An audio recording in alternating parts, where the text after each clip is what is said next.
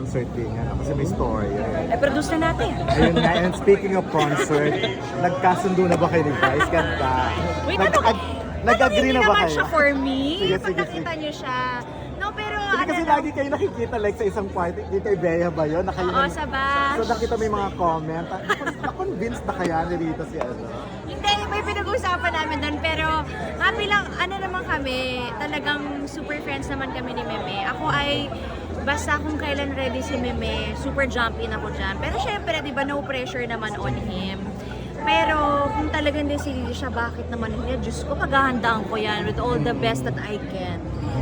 Saka, ang ganda-ganda ng boses mo. Salamat hindi po. pa Huwag mo sasayain yan. Salamat po. Kaya Kanta lang naman, ng kanta. kaya sana supportahan niyo ako dun sa album ko talaga. Ayan, Nagkaanak ka na, malapit no? Mas ano pa yung Mas boss? gumanda ba? Mas nag-mature na Ay, iba yung... salamat po. Na-feel ko Kaya din nga. talaga. Feeling ko din parang ako as a singer, ito yung time ko na parang ito yung golden stage, I guess. parang ganun. Parang nandito siyang, ito ngayon yun yung at 28 years old. So mas may feelings na ang pagkanta, mas may emotion Oo, na kasi kayo. dami ng pinagdaanan. Oo. Mahirap. Gaano ba kadami? Kaya isa pa lang. Malalaman natin yan sa album Ang daming ko. lalaki. Pero how is Uno? Sobra sa lalaki naman How yun. is Uno sa baby? Hindi ka ba pinamihira? Ay, hindi. Alam mo, kahit nasa loob pa lang siya ng tiyan ko, he's such a good boy.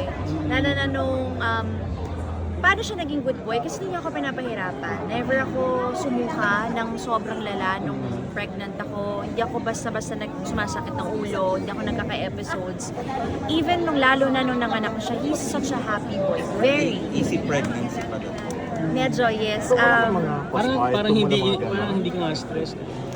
Uy, hindi sa, lahat naman pagdadaanan ko. May moments talaga na I have to say na nafe-feel ko siya, but nilalabanan ko. So when I feel that, I drag myself and I tell my friends, lahat mini-message ko, uy, labas naman tayo, or ilabas niyo naman ako. Kasi I don't wanna go there. I don't wanna go to the postpartum. I don't wanna to go to the dark side of a mom. Kasi right now, I'm very open naman that we're co-parenting, right? So definitely, I'm still a single mom. I'm a single parent. So right now, since Uno is still one, he's still a baby.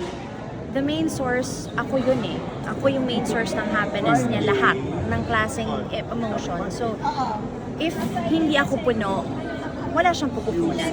And then right now, that's my responsibility as a mom and as a parent. Kailangan mapuno ko yun. So, I really have to help myself.